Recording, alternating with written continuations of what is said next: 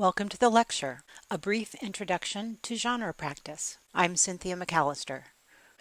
This lecture will provide a quick tutorial on genre practice, a theory of literacy instruction that I developed to help teachers and kids understand the reasons and purpose for literacy learning and some concrete practices that make it meaningful, fun, and effective.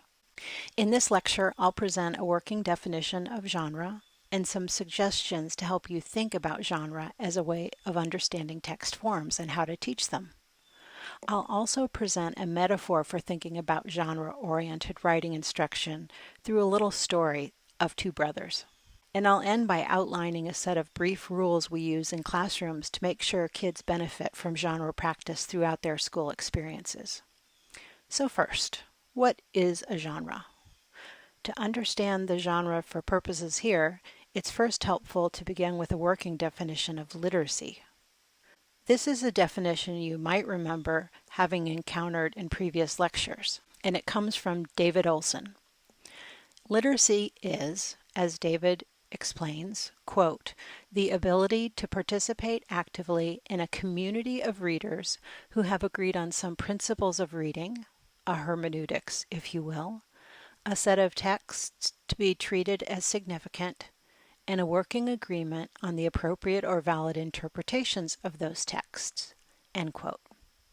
So another way of putting it more briefly, literacy is a form of cooperative group behavior centered on texts that the group uses.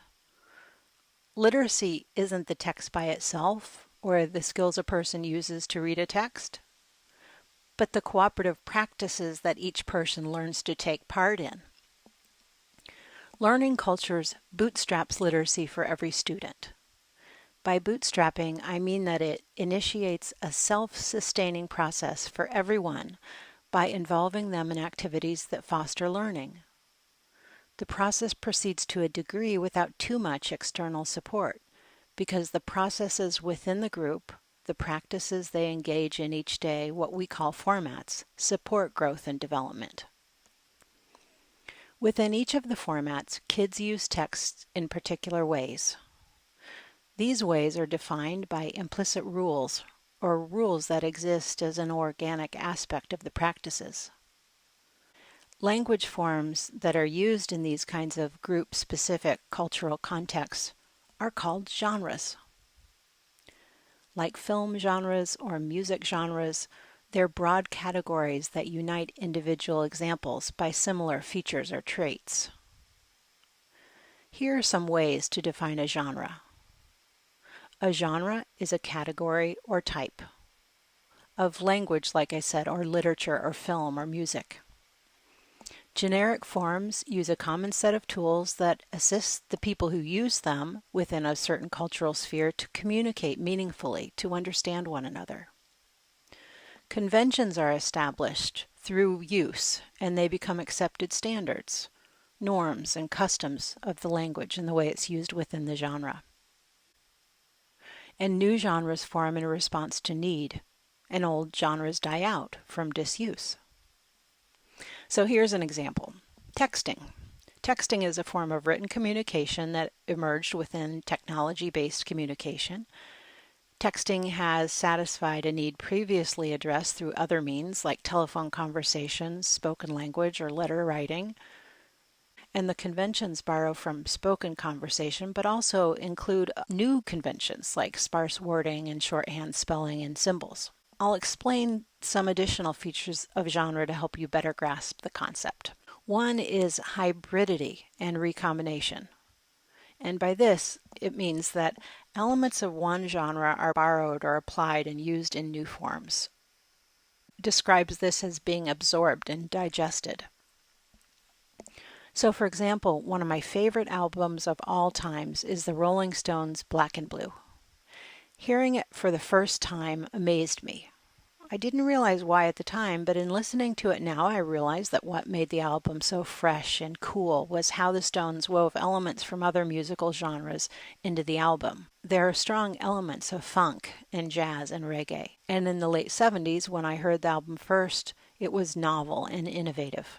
The next feature is uniqueness or individuality. Generic examples include features of the broader category, but they also express the individuality and perspective of the producer to varying degrees depending on the objectivity requirements of the form. Some forms of writing, for example, like scientific reports, discourage individuality and sort of stress an adherence to conventions. But back to my Stones example, the music of that album references other genres, like reggae, but it retains an individuality all its own.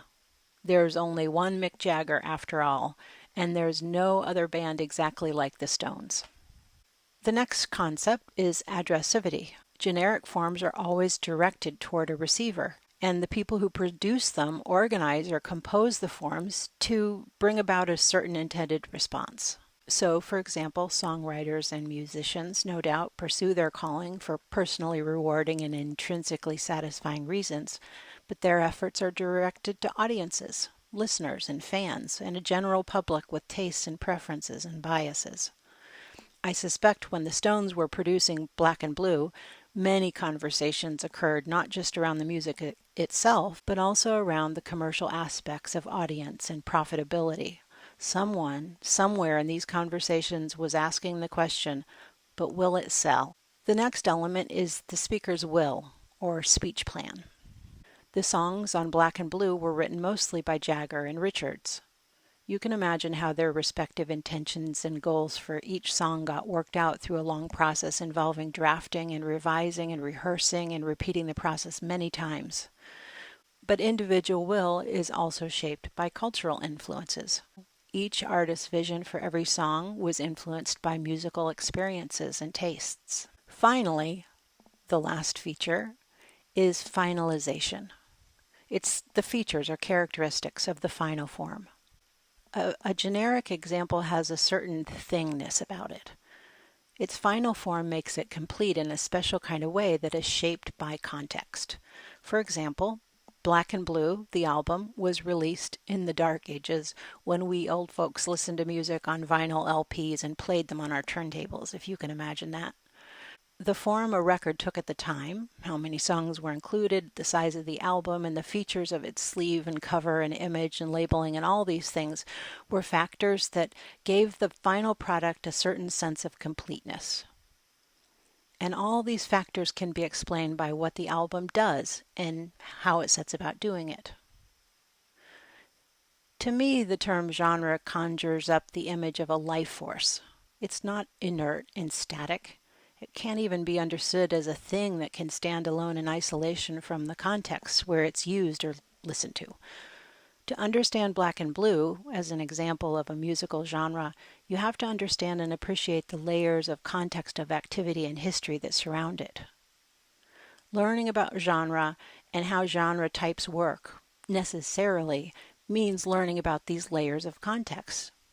So, let's bring this all back to teaching for a minute. The authority-oriented, teacher-dominated traditions of curriculum and instruction that have governed schooling practices over the centuries have had massive implications on how both teachers and students conceive of the content that is the focus of these practices. This is nowhere more true than in the domain of writing instruction, where writing has been treated as a static object that can be qualified and assessed in isolation from the context in which it's used. This sort of static, reified conception of writing as a subject that can be mastered, rather than a form of communication that should be used, has had serious and problematic implications on the outcomes of writing instruction. To explain these limitations, I'll develop a metaphor. Play along with me. Think about a very young child learning to play with a ball. We'll call him Babe. Babe is almost 2, and his brother's 5. You're watching them one day, noticing that unless you intervene, they're going to get into some mischief. So you try to find something for them to play with. A ball is the most obvious thing that comes to mind. So you look for a ball. There's a ping pong table in the basement, but I doubt you'd go for that. Too small and light to manipulate, too tempting to taste. You might even hesitate to give them a tennis ball for similar reasons. The medicine ball used for exercising that gathers dust in the corner of the office is too large and would overpower the baby. Finally, you find the bright red smallish kickball hiding in the closet. It's perfect. Light enough to handle, but large enough for Babe to easily manipulate. The pair are entertained for quite a while. Imagine Babe, 5 years down the road, now playing t-ball for the first time. What's t-ball, you ask? It's like baseball, but instead of swinging at a moving ball hurled from a pitcher, the batter swings at a stationary ball perched on an upside-down tee. The ball itself resembles the regulation type ball used in professional baseball games, but it's less dense and has higher raised seams. By this time, his brother is a teenager now playing basketball. At the risk of mixing metaphors, the basketball is a different kettle of fish. It has a rougher surface, suited to better handling by sweaty hands during play. Junior is only 11, and so the ball he plays with measures 28.5 inches in circumference. When he's 12, though, he'll join the big leagues and play with a ball that's a full inch wider. Both boys occasionally play croquet. Their mom bought an old croquet set off eBay, and it came with 5 wooden balls, each a different color, with mallets whose handles match the color, because if you don't know the rules of the game of croquet, every player's ball is in play at the same time, so every ball is a different color. The croquet balls are handmade of hardwood and dense, and when you hit one just right, it makes a pleasant kind of thunk sound. At the moment you hit it, it's difficult to explain the physics of the movement that made the strike so perfect, but you know it when you feel it. What difference do all of these details about balls have to do with writing, you might ask? And I'm getting to that right now. But first, pretend you're an avid ball collector and you stumbled upon a ball museum. You thought you'd be in heaven. You imagined an afternoon wandering the galleries, viewing countless varieties of balls on display representing all sorts of games people played from all over the world through the ages. But as you began exploring the exhibition, you were immediately disappointed, because each ball, every one more rare and exquisite than the next, was accompanied by a catalog description of the ball itself, its dimensions, features, material, quality of craftsmanship, performance.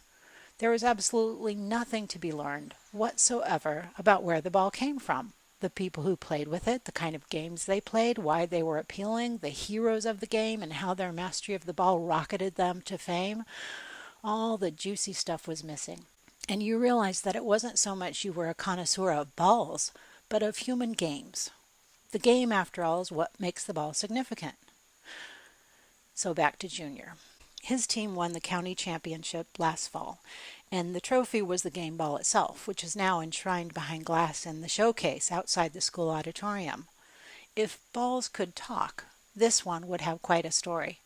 But the ball can't talk. It's even kind of boring to look at.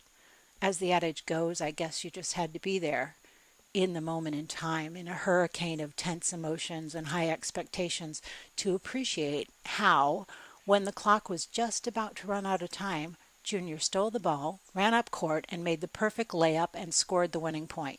So, back to writing. Writing is like a ball game. The ball itself, just like the text, is of course important. Its size, features, craftsmanship, usefulness are all important features. They are, after all, a factor that helps win a game, so to speak. But it's the action that's significant. The text is just an artifact of the larger game of activity that gets played out by its participants. School writing instruction has been housed for too long in the dark, stodgy galleries of the ball museum, to extend my metaphor. Teachers have taught kids to master the object used in literacy games.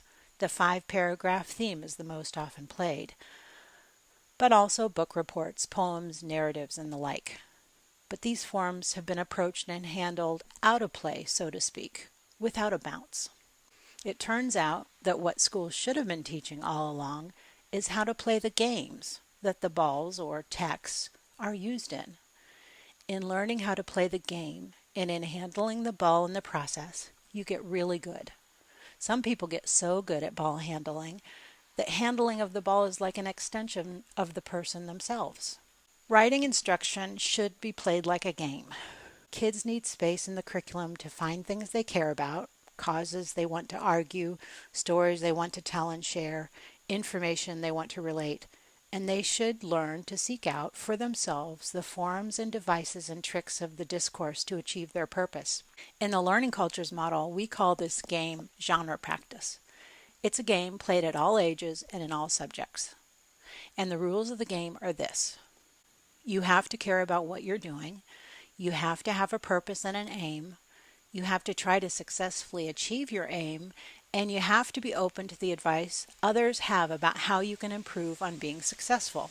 The regulation balls for each subject at various ages and levels bear features of their purpose and usefulness. But when we teach the game of genre, we don't focus narrowly on how the ball is constructed or what it's made of, but on how it's being played, how it's being used. Kids in learning cultures classrooms do a lot of gaming all through the day. They play genre practice. When they read texts in content classrooms, they play catch with historians, scientists, and mathematicians. Every day for an hour, they're allowed free play in the gym.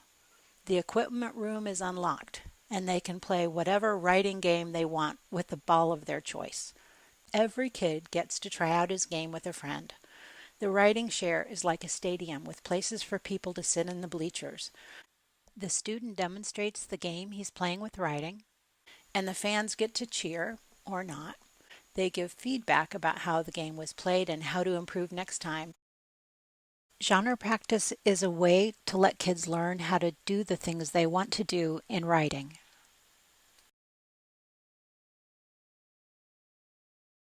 This was a little halftime performance as a way to help you appreciate more fully the next few learning cultures formats that I'll present. If you keep in mind the metaphor of the game of genre practice, you'll have a better appreciation for how they function.